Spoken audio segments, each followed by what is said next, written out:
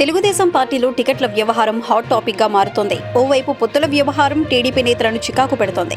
ఇప్పటికే జనసేనతో పొత్తుల వ్యవహారం ఒక కొలిక్కి వచ్చింది. అటు బీజేపీతో సైతం పొత్తు సానుకూలంగా ఉంది.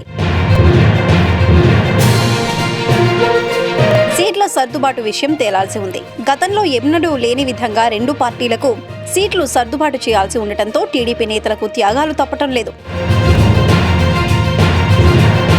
అయితే ఈసారి టికెట్లు ఆషామాషీగా రావని నేతలు ఒక నిర్ణయానికి వచ్చారు.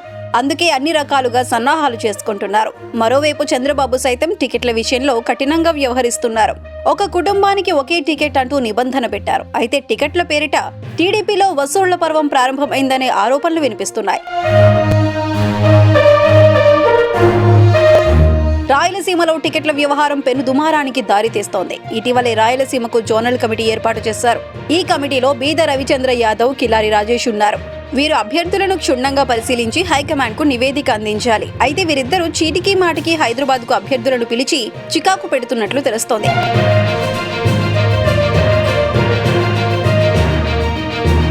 టికెట్ దక్కాలంటే 30 కోట్ల నుంచి 40 కోట్లు ఇవ్వాల్సిందేనని తేల్చి చెబుతూ ఉండటంతో కొంతమంది అభ్యర్థులు బాహటంగానే అసహనం వ్యక్తం చేస్తున్నారు. అసలు పార్టీలో మీరెవరు అంటూ నిలదీస్తున్నారు.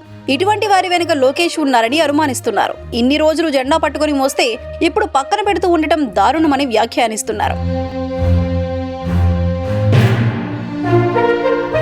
అయితే వీలైనంత వరకు టీడీపీ అభ్యర్థుల నుంచి డబ్బులు రాబట్టేందుకు ప్రయత్నాలు జరుగుతున్నట్లు సమాచారం. అయితే దీని వెనుక హైకమాండ్ ఉందా, లోకేష్ ఉన్నారా, లేకుంటే ఆ ఇద్దరు నేతలు సొమ్ము చేసుకుంటున్నారా అన్నది తెలియాల్సి ఉంది.